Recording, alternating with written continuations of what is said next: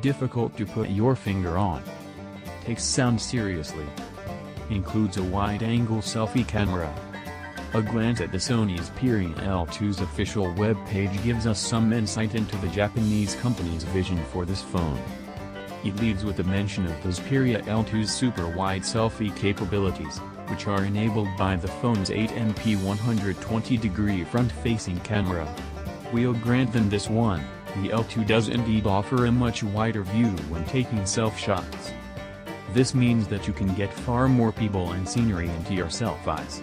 Practically speaking, we found that you could get the kind of shot that would ordinarily require a full arm's-length pose while holding the phone normally.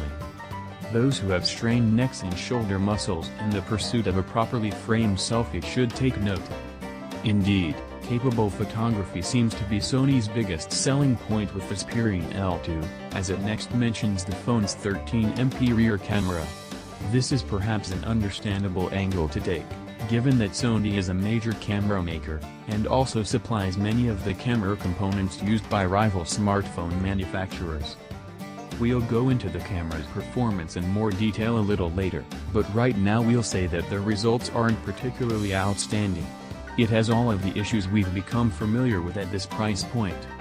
Sony also makes mention of the fact that the Xperia L2 uses Clear Audio Plus. It's far from a new thing, but Sony claims that this special sound field will detect the music that's being played and automatically adjust the sound settings accordingly.